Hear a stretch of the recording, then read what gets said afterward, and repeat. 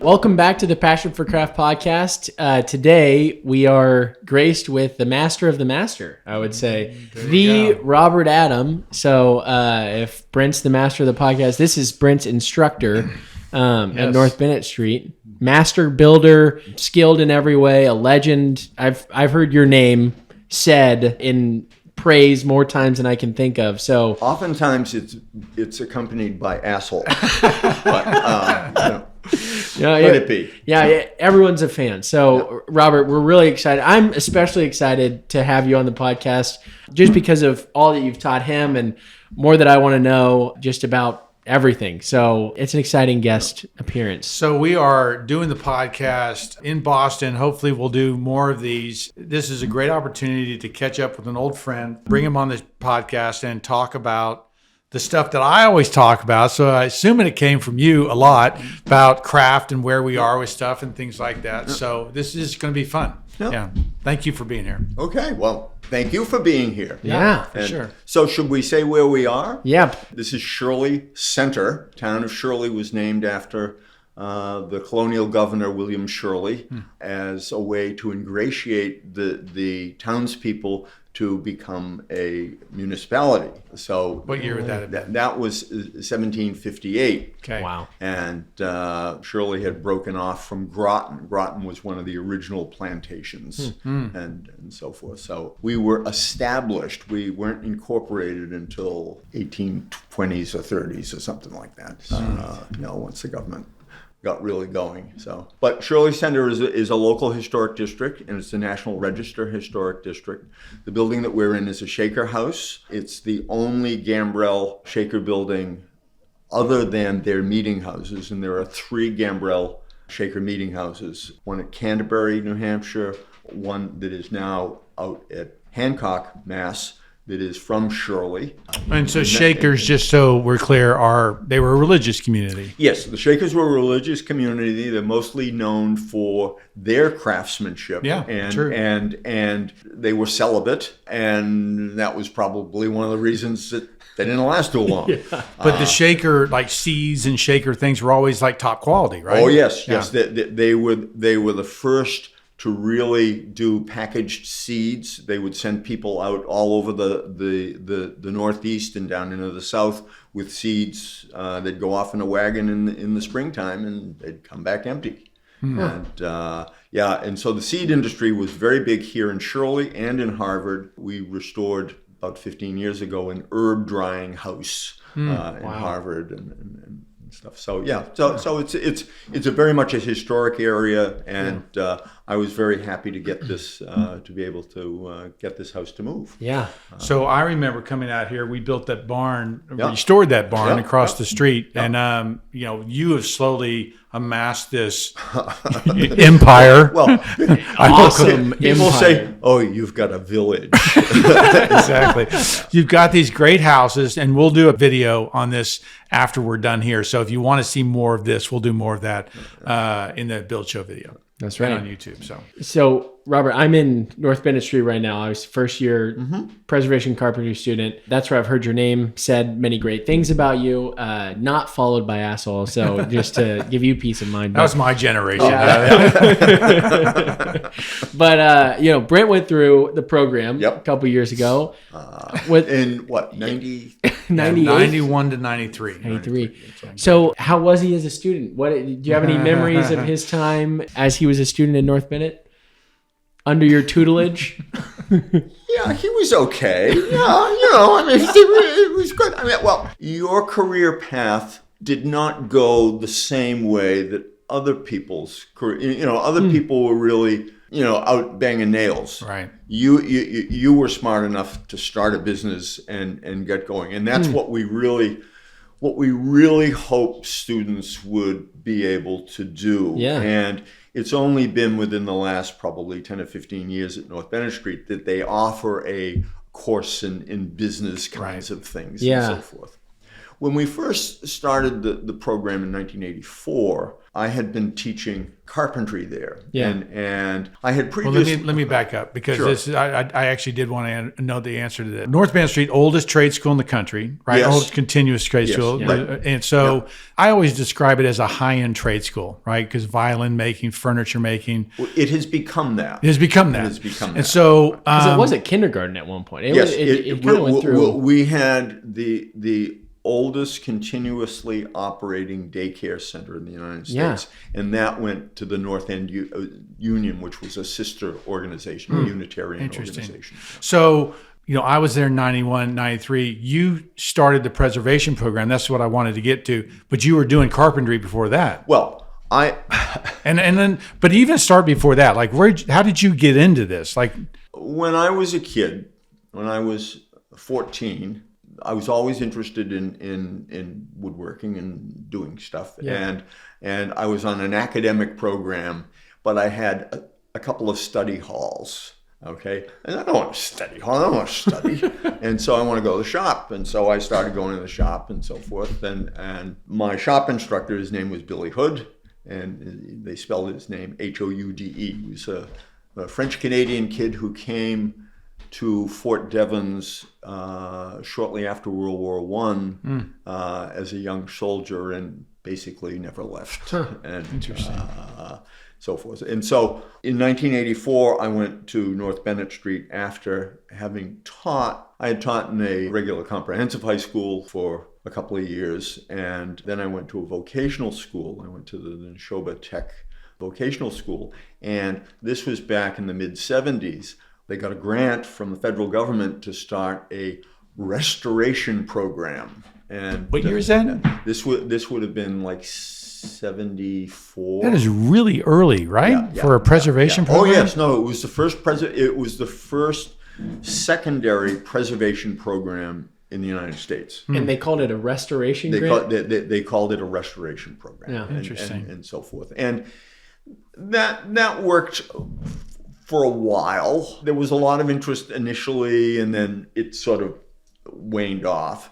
And I was probably the youngest person on the faculty there, and I could see myself there with all of these other old guys, and I thought, I don't, time to do something else. So I mistakenly went and ran a company for a guy that I got to know. It was an energy efficiency company, and was basically blowing in insulation. And I was there. I was the production manager or supervisor or whatever. And I was being paid pretty good money, more than teaching school and so forth. But then after about 5 or 6 months, well, actually after a few weeks, I found out he was trying to sell the business. And that's why the guy who had the job that I took left, because he knew that he was selling the business. Oh my God. Short term. So it was not a great job, and I was happy to see it end and to basically be laid off. And so back then you had to look at the newspaper every week and file a claim to get unemployment and clip a job out of the help wanted pages and stuff like that. And so after a number of weeks, it was actually... it was in June, I guess it was. I saw an ad that said they were looking for a carpentry instructor at this place called North Bennet Street School.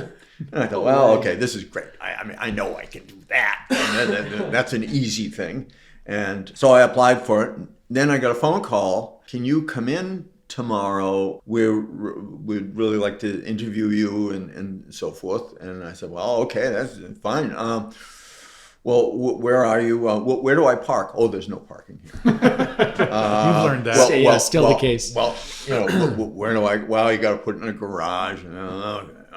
So this happened to be Walter McDonald that had called. And he sounded like a guy who was in his mid-70s, and he had his Texas drawl. Yeah, I was about to say, he's a Texas boy. And so forth. And I'm thinking, who the hell am I talking to? And so I went in that day, and I was interviewed by the person who was then the department head. He said, well, now, how old are you? And I said, well, you're not supposed to ask me that. But I'll tell you, are you married? you're not supposed to ask me that. And do you have children? And, on and on and on. Interesting way to have an interview. Yeah. And so this was a guy named Joe Ortons, and he was a small, bald man who smoked a cigar all the time. And he would, his idea of teaching was reading the textbook to people and smoking a cigar while he read the textbook. But in any event, he said, well, do you want the job? And I said, well, nobody ever talked about what the salary was and so forth. Well, it's $14,000 a year. Well, I had just left a $40,000 job, and I said, well, let me get back to you. and so that was the end of that. Well, the next day, the phone rings again, and it's Walter McDonald. And he said, we'd like to have you come in for a second interview. And I said, I didn't know Walter McDonald from anybody. I said, you got to be kidding me. The guy that you have there, that's the world's worst interview. It's illegal. You need to get rid of this guy. He's a moron. And Walter said, that's exactly why we're calling you. And we'd like you to come in. Oh, so interesting. I ended up being the department head, I think in October of that year, because this guy would get pissed off at Walter and quit every year. And, quit being the department head. Still wanted the money, but,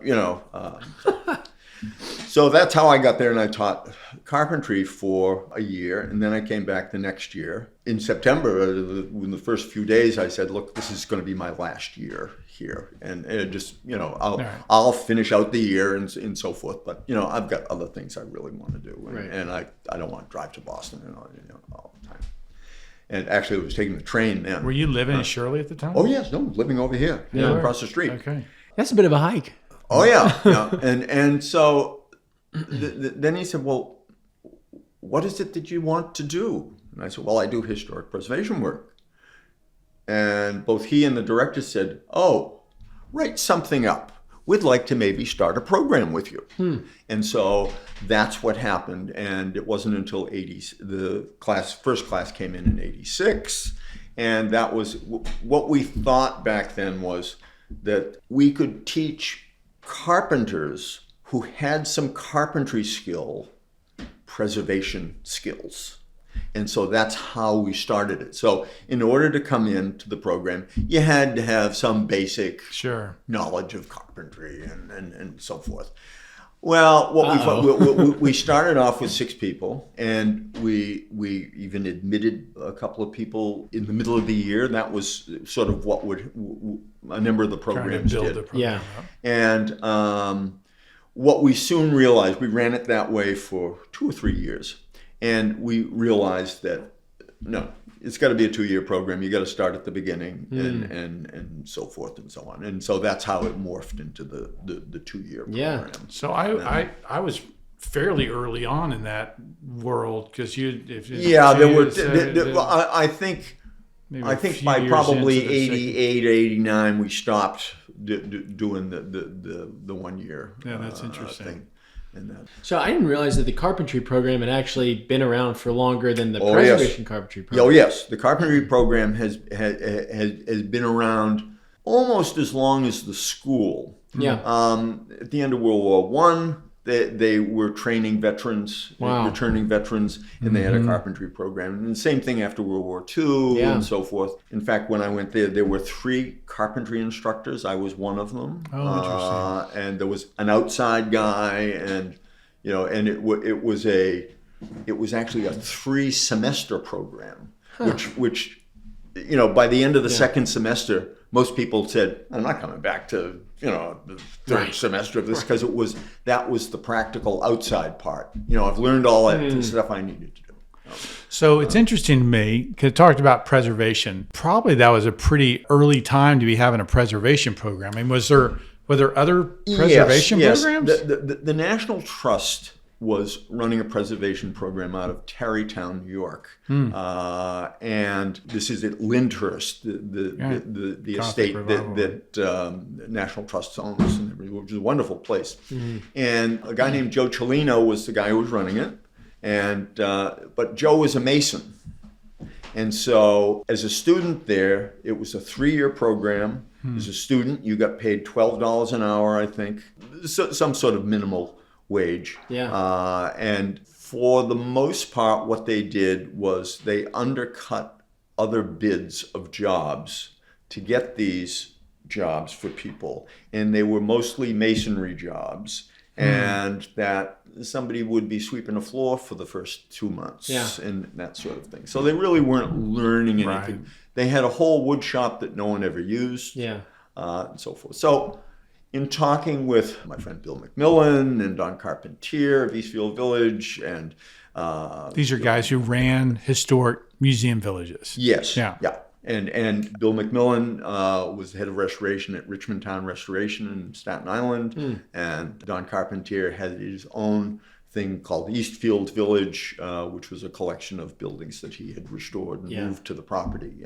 And I still teach out there.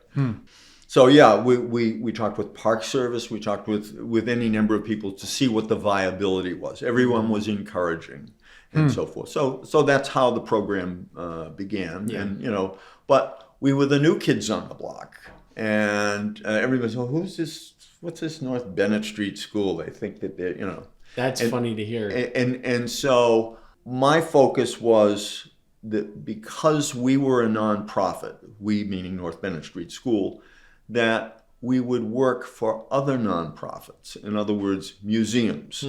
Historical societies and so forth. We didn't want to work for Mrs. Gotrocks and her estate and so forth. So, and the way we did that was we tried to select.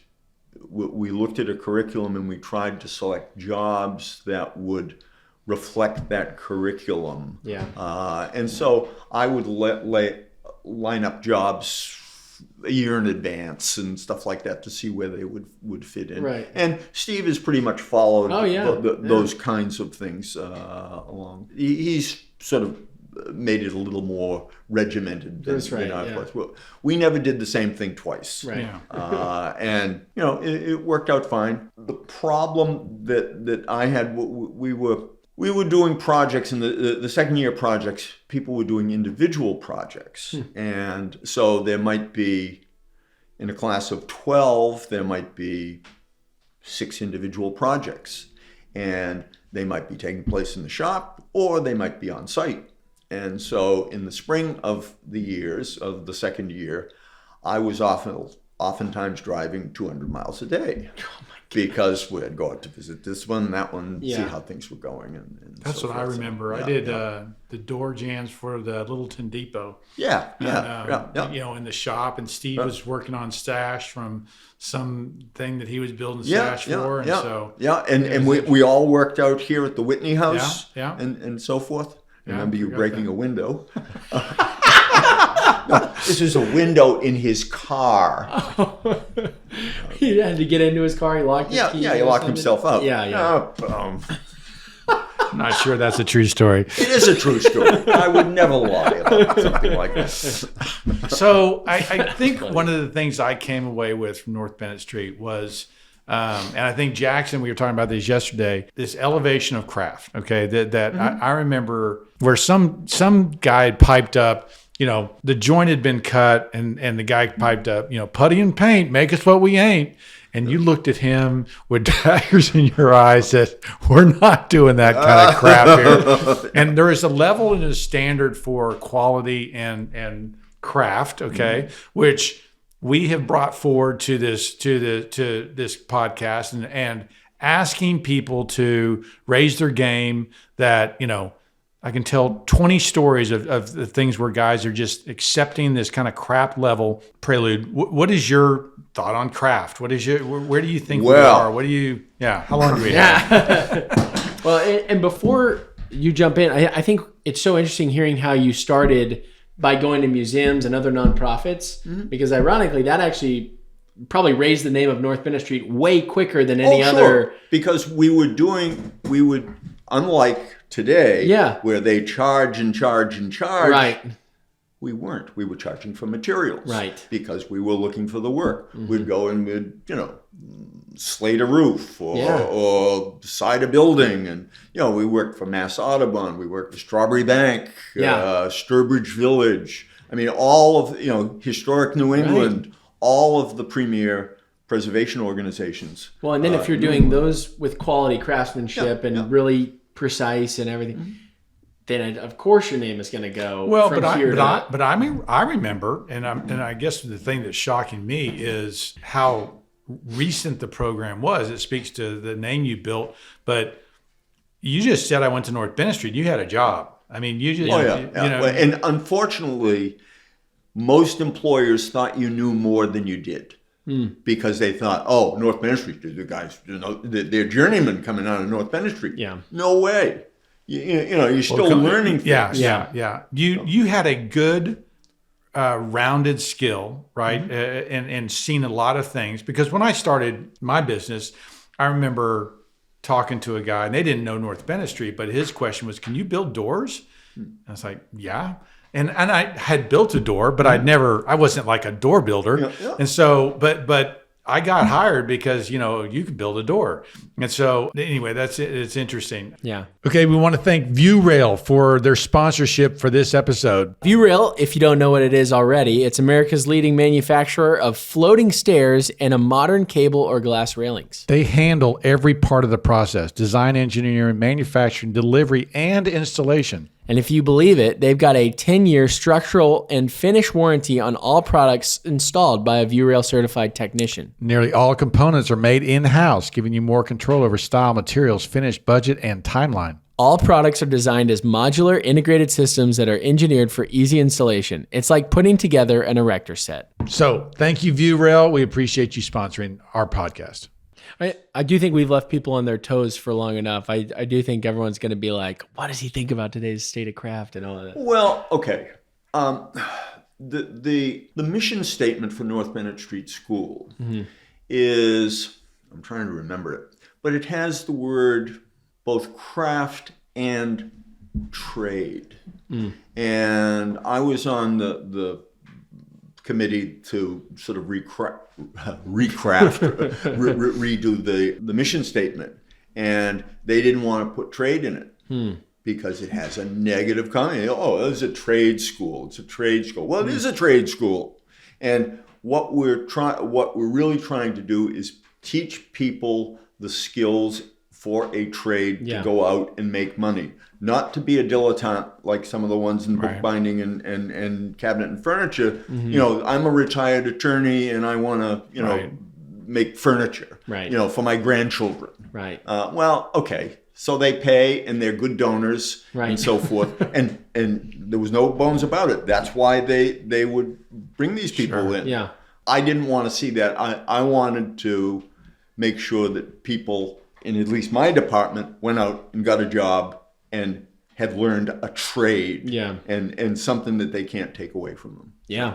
So I get a little prickly when I hear the word craft, only because when I think about it, I think of somebody making pottery. I think of somebody, doing some more artsy-fartsy kind of stuff. But here's a specific thing, an example, okay? We learned how to sharpen our own tools, okay? Yeah. And that is something that I remember one of the instructors that came in, I can't remember his name. He was up at Littleton Millwork with, and Dennis knew him.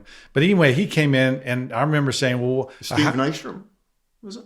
It might have been Steve. I was asking him, I was like, how do you know whether a guy's good or not? He said, well, you see if his tools are sharp. Yep. And so, that qualification right there, I think, would single out 80% of, right? 90%? Because most carpenters, if you look at a carpenter walking on a job today, what's he walk on with? He walks on with a drywall bucket that's got, a framing hammer or maybe just drills, battery drills or something like that. It's like what has happened is that people in the trades are installers for manufactured goods. Yeah. Okay.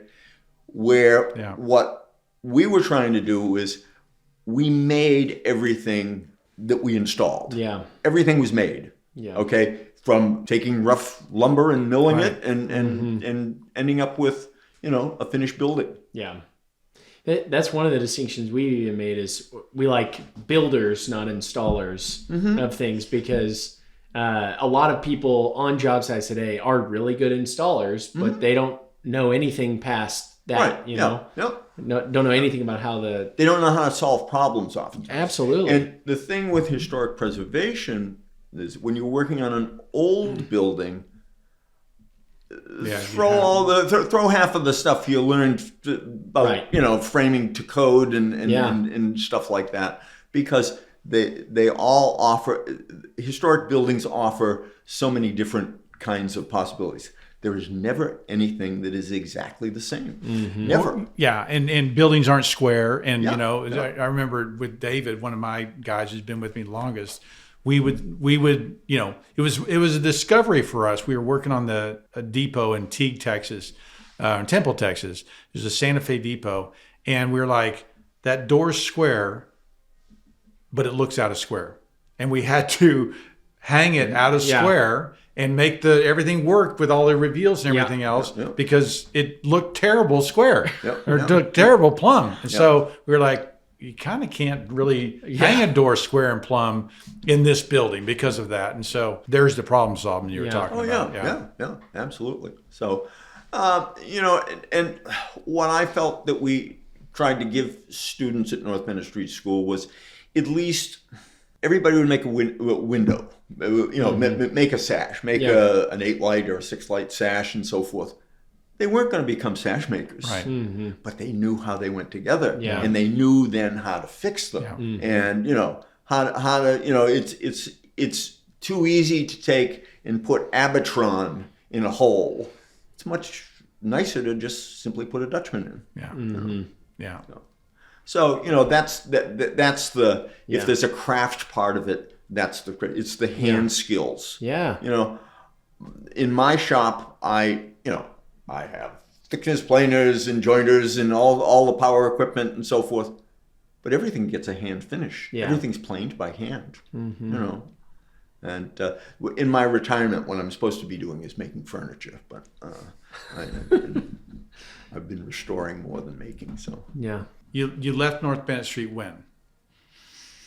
10 years ago? Around 20. No.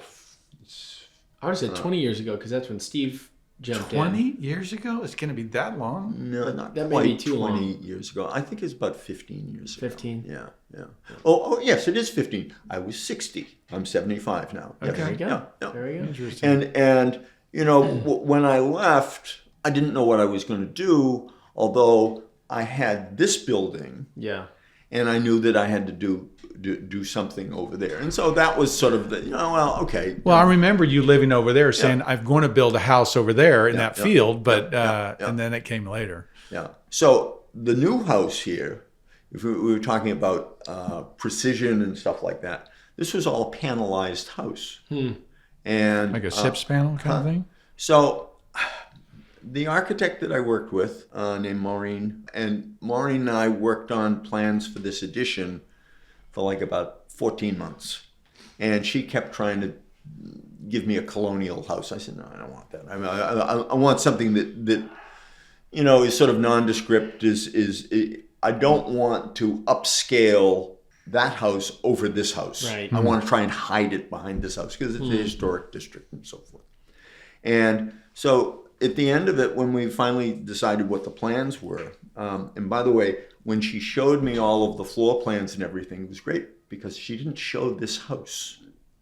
And we kept saying, well, let's make this a little bit bigger. And it wasn't until my friend Richard came to dig the hole that it said, holy shit, it's like, 2 Olympic swimming pools. It's Kind of grew on you. Oh, yeah. Well, it's way bigger than what we needed, but we don't care. Yeah, all right. So what Maureen was telling me, she said, well, my husband has just started to work for a company that is doing panelized houses. And I said, oh, that's interesting. So this is 2009, right? 2010, something like that? Yeah. So you were telling us before we started that you bought a Joe Stieberg book. Yes, I did. Yeah. And what I wanted to do was I wanted to make a house. Having lived in drafty old houses, I wanted to make sure that I lived in a nice tight house. I want, and so forth. So, the siding on that building is all rain screen siding. It's it's on strapping and so forth. Right. 2x6 walls. Which was pretty new for that at that time. It was getting there. Because, we talk about that as standard operating procedure it is now. But it wasn't 15 years so ago, I don't think. What, for example, I did things like I caulked all of the joints between all my framing members. You caulked between like Jack and Kings and Yeah. sills and stuff? Yep. Okay. Which is what they do standard now, but it wasn't then. Yep. And so 2 inches of foam, not rigid foam, but blown in stuff. Close and up. then blown in blanket stuff. Do you know that? Oh, well, this is, I didn't know anything about it either, but they put a scrim over all the walls, a fabric, and then they cut a slit in it, and then they blow in this case, I had not cellulose, I could have gone with cellulose, but I had a chopped fiberglass put in, but it's not the pink stuff, it was white stuff and so forth. And so they blow that in, and of course, each bay blows out a little bit, so they pack it in and so forth. And so the walls end up being like a R35 or something like that. And then there's like 2 feet of blown in stuff in the attic and so forth. Interesting. So all radiant heat out there, no more double hung windows, casement windows, just because they're easy. Yeah. And they seal. So there's, it can be blowing and screaming outside. You don't even hear anything inside. Interesting. It's really amazing. Yeah. That's great. Now, that is funny to hear after years of living and working in drafty houses. You wanted a tight sealed home. And we built this house so it's all on one level. My architect's saying, we can put 3 bedrooms upstairs. I don't want to go upstairs to a bedroom. Yeah. I don't care. I just don't want to do it. Totally. And so this house ended up giving us the opportunity to have 2 guest rooms upstairs. Yeah. And stairs here are so steep that People don't want to come. well, no, they'll come, but it's the old thing about guests and like fish. After a couple of days, they really begin to smell, and so we try to limit things with our guests. That's the way I would be. Tell us about some of the stuff we're looking at. What is this tool case over here? Well, that tool case is something I bought. I love going to flea markets and stuff, and I bought that at a flea market out here in the western part of the state. And I believe it is indeed a shaker folding toolbox that was never finished. And the reason I believe it's shaker is because it's butternut, and what I've done is I've put inserts in those. I see. There's I see. Yeah. And but it was all laid out where the tools would go and stuff like that, and so. That was I think that was $10 or something out there. And you got a Stanley #1 up there. Yeah, well, the Stanley #1, I was just given that by my friend Doug, and he was a great tool collector, and as I say, he did all sorts of wonderful furniture. Is that a Norris plane? No, it's an unnamed. Just an infill, the English infill, plane? yeah. But the little jack plane there, that's all rosewood. Is it really? Yeah, somebody gave me that too. So I'm not going to spend all that kind of money for things.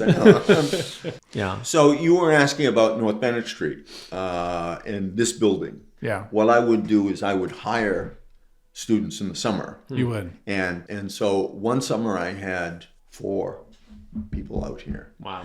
And because we were slating the roof, and the roof out here is interesting because it was local slate, and it's a graduated slate roof. And I didn't really know anything about graduated slate roofs. We had done lots of slate roofs. Graduated slate means the face of the slate decreases as you go up. Absolutely, Yeah. yes. And so one of the things is if you... Do you know why they did that? Yes, I do. If you bought slate, you would typically buy a block of slate. That's how it would be quarried out. They'd give you a block. And then it begins to get split up. And so you get some nice big pieces.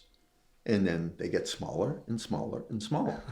And so with the Vermont slate people in Western Vermont, they're doing so much of it that they're having large pieces and small pieces, but they're putting them all together in the same lot. So you can get, 12 by 16s and stuff like that. Right. But you can get 8 by 12s. You can get smaller ones. Does this slate come with this roof? With this Yes, house? it did. Yeah, Okay. yeah. And so we took it all off, and then. But the difficult part was, and I had one student, Colleen Chapin, who she works for a preservation consulting firm, and she goes all over the place and does house surveys and stuff like that. Mm-hmm. But she was the one who sort of cataloged all of the ones, because we had to make sure that we had enough pieces to do at least that row before we changed to another size. How many sizes are up there? Like 10 or like 30? Yeah, maybe 10. Yeah, 10 different sizes. Wow. In that. So. And did you do an ice and water shield and then put that down, or did you Yeah, no. There's no. It's just on tar paper, but it was tar paper. It was strapping over the original roof, and then plywood over that, and onto the plywood. What type of strapping? Just 1x3. Mm-hmm. And you didn't have a problem at the edge trying to hide it or cover it up? No, because that's my ventilation. Right now we're doing, I don't know if you keep in touch with Steve and his methods of, teaching in North Bennet, but for the first year, we're all building a different shed right now. Yes. And so there's a slate roof, a cedar roof, and a copper roof. And so I'm on the slate roof shed team. Mm-hmm. So I'll be, doing some slate roofing here soon. And I'm pretty interested. I bought the Slate Roof Bible, and I've been reading through that book. Just trying to figure more out about it. So the Slate Roof Bible is a Pennsylvania centric. That's where Joe is from. No way. And so he's looking at things. They look at Buckingham slates and stuff like that, which is a Pennsylvania slate. And I mean, it's a very good thing, but it's not necessarily talking about Vermont slates. I mean, he does, but not in the same way. It was really interesting. Another classmate of mine bought the book as well, and so a lot of the reference photos in the book are like from Germany and from England, across the pond, I guess. Mm-hmm. So it is interesting. One of my classmates even bought a slate hammer with the long punch on the back end of it. So it's a claw hammer, but that's an American slate hammer. Yeah. So in the UK, they have different slate tools. They have something known as a Zaxe, a Z-A-X-E, and it's basically looks like a big butcher knife. No way. And but it's slightly offset. So there's a handle and then there's a blade, but then there's a spike that comes out of the blade for popping a hole. Right.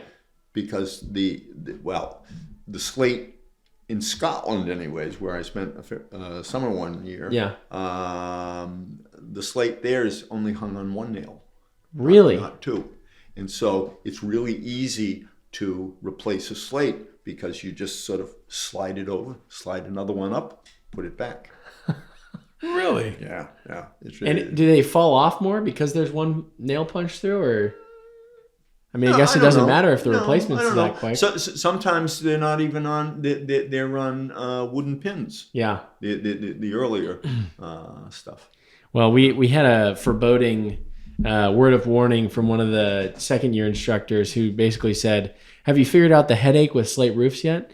And no, the headache. What? He's like, towards the end of the slate roof, you're gonna run into some roadblocks. It sent a couple of our classmates up a wall. So we're like, all right, well, we'll find out soon. But we brought it up to Steve, and Steve was like, yeah, I don't know what he's talking about. So I don't know what he's talking about either. We'll see. So maybe it's just will be student user error that will send us up that wall, but we'll find out. So will you you're just going to do a slate roof. You're not going to do an asphalt roof. It's a great question. No, we'll do each of the three. So we'll do copper, slate, and cedar. Yeah. But we won't do asphalt roofs. That's all carpentry. So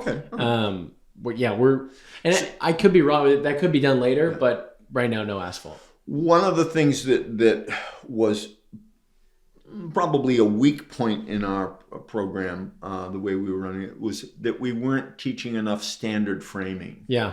Okay, and I think that's been corrected. I think that you're doing that now. Yeah. But that's why those sheds were sort of good projects. Yes. To help people. It's been good. Steve has kind of explained how he's really, and it sounds like just from what you're saying, you identified some of these things as, problems and needing improvements. But he was saying some of the students were coming back saying, we're ready to go do museums quality work, but we're not ready to go do standard industry work. How do I frame a new opening for this? Right, right. That sort of and you could go work at some of the finest institutions, working in some of the highest craft, but then at the same time you weren't able to frame out a door or something right. or 16 on center wall. Right. Yeah, exactly. Do you think the program ever could have been a 2 or 3 year or 3 or longer?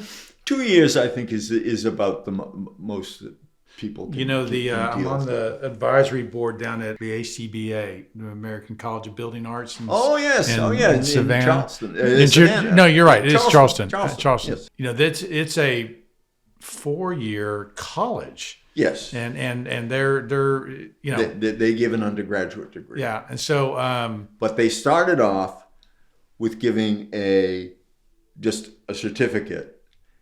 No one ever graduated.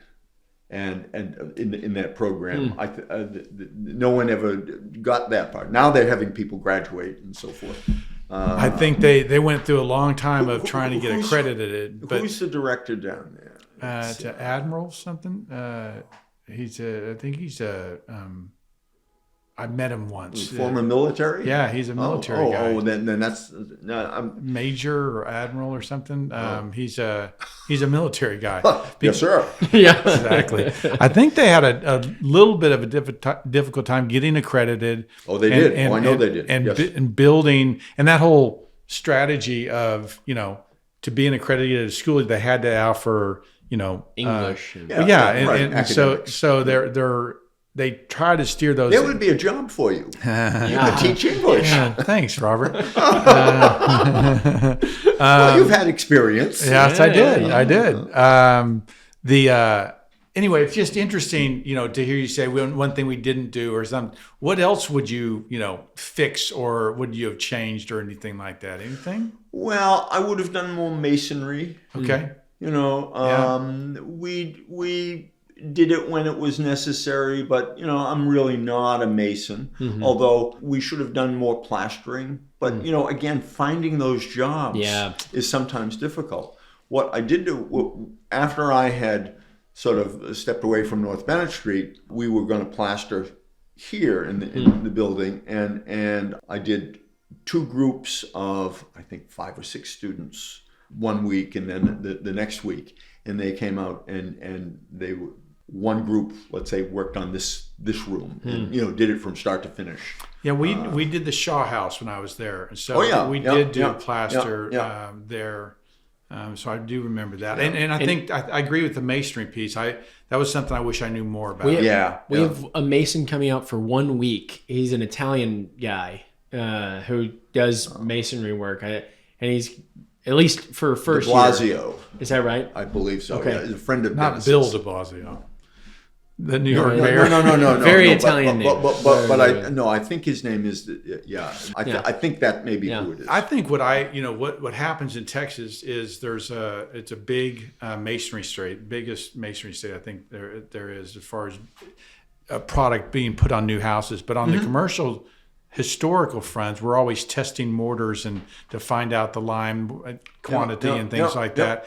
And that's something I was like, I wish I would have understood that a little bit more. Well, I got more into that when I did this fellowship in Scotland because they didn't know what to do with me. I was their timber man because even a matchstick is called a piece of timber. And they just didn't know what to do with me. So I spent a fair amount of time at something known as the Scottish Lime Centre, which is really interesting. The sand is very important for color. And they have sand catalogs from all over Scotland. So they can do an analysis of... They're dating things by the sand, or dating and locating things. Well, where was this from? Well, it had to be because they're all local sands. They have to be local sands and stuff. So that was interesting. What do you mean by they didn't know what to do with you? Like because there's not a lot of timber building over there. Yeah, right? yeah, and you know, they wanted me to go off with somebody and learn how to thatch a roof and so forth. And I said, I don't think that's a skill I'm going to use here unless I go to Plymouth Plantation. Yeah. And what I found, I did some research and I found people who were making sash and stuff like that. Yeah. That's what I was really interested in, was a lot of it. Was it very different, the way they make sash? Yes, because, you know, we orient panes of glass vertically, so 7x9s like these are, all horizontal. Really? Yeah. That blows one of my early theories about just how they did that. I wonder why they did that. That's so interesting. I'm Scottish and I can't figure it out.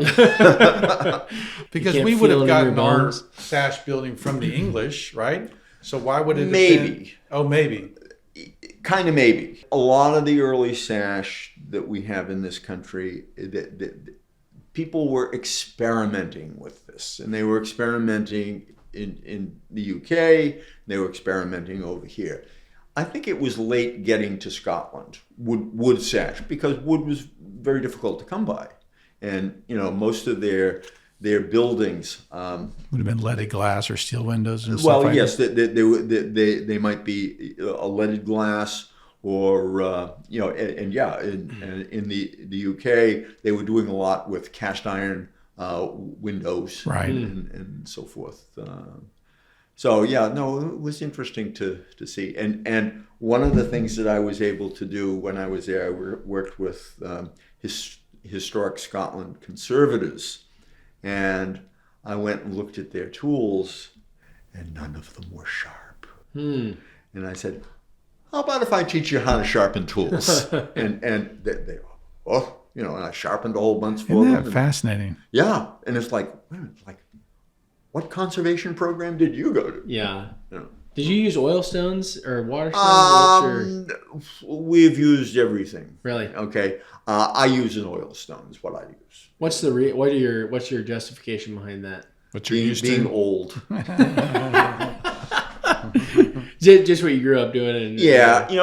We tried water stones, and a lot of people swear by them, and but they wear down quickly. They wear fast, and so forth. Well, I've got a selfish question for you, Robert. You've had a lot of students over the years. What are some of the... I can't remember most of their names, by the way. I remember their faces. That's great. Yeah. But in terms of what made a successful student in your eyes, and what made someone go out after North Bennet Street and really do well, the things that they were doing in school, what would you say were some of the things that stood out as I'm walking into 2 years ahead of me?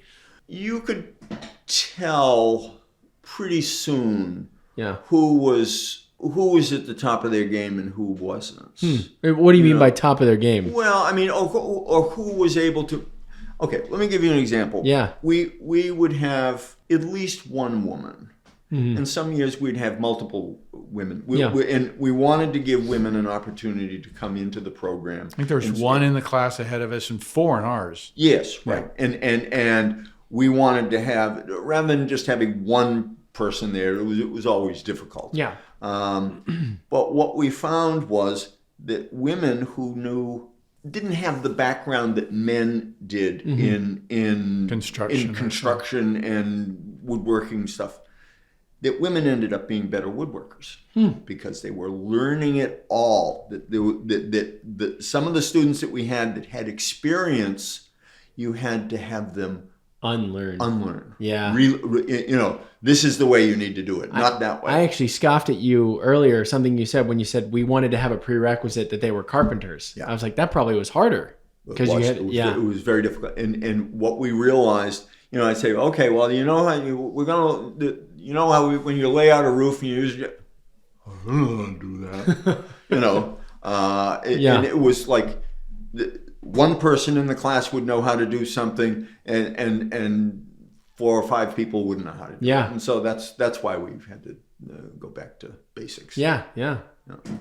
So, I always thought of it as like sort of teaching what I had as junior high woodworking. Yeah. That's where we started off. Yeah, just Right. start there. Right. Yeah. So, it was a good run. I was there for almost 30 years. Yeah. But it was time to retire. What I found that there was a difference in students, at least the last couple of years I was there. They were less mature. And I was married when I was 19 years old. I had children when I was in my early 20s. I was having students who were in their late 20s that I thought were high school kids. Right. Yeah. They were just, they had, Yeah. and it was hard to motivate them Yeah. and so forth. So in some ways, towards the end, I sort of got tired of teaching. And That makes sense. Yeah. That makes sense. One of the fun things. But I think now, Yeah. I have to say that a number of the students that I've seen there in recent years are really great students. Yeah. But there's an admissions guy that is bringing in people who shouldn't be there either.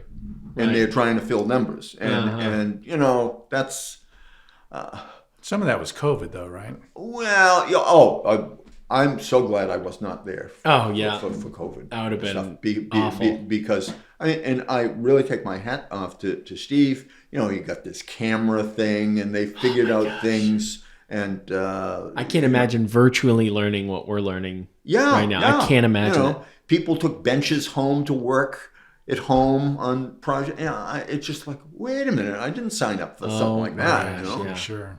Yeah. Oh my gosh. But a difficult time. Yeah. Well, one of the things that's been really encouraging about my class specifically is so many of us have a very similar sentiment where we're like, I can't imagine missing a day. Like if we miss one day, it feels like weeks behind. It just everyone was kind of having the conversation like in college I skipped class all the time, and here I don't want to skip class. I can't miss a single thing. Yep. So it has been fun that everyone kind of has that same mentality around it, where we're all kind of like, all right, let's figure this out. I always interviewed every student. The admissions person would, and they'd bring them down, and I would interview them. There were some students that I would just reject. I rejected students. There were 2 or 3 that stick out in my mind. A guy named Tom Glynn was a guy that just didn't interview well, and he was in your class. Do you remember Tom? Oh, yeah, Tom Glynn. The older guy, with the beard and and the ponytail and stuff. Well, it was his 3rd time, and I figured, hey, if this guy is really that interested in being here, then let's give him a try. And we always took sort of a risk person. Somebody that we thought, well, let's give him a chance. Tom was a good craftsman. And excellent. His giving factor was really high. He was great. A funny story about Tom. I had always had a beard when these guys knew me. And then I shaved, and I was in England. Yeah. I was going over to it's called the Weald Endowment Museum, and I went there, and Tom was there, and because he was sent over, Aaron Sturgis, who is a timber framer here in Maine, who Tom works for still, had sent him over to they were doing some program there, and so forth. And so we were in this big building and so forth, and I see Tom, and he was that way. And I walked a little closer. He just kept walking away. Who is this guy chasing after me? Who's this guy trying to pick me up or something? I don't know. And finally I said, Tom, it's me, Robert. And okay. That's funny. So I goofed on him this last time. I walked over and said, Tom, it's me, it's Robert. I got a beard now. Don't run away. That's good. That's funny. All right. Yeah, well, cool. Robert, anything else you want to say to the people? good luck. Yeah. Thank you for doing this. Yeah. we really appreciate it. You're welcome. I'm happy to do it. Yeah, that's great.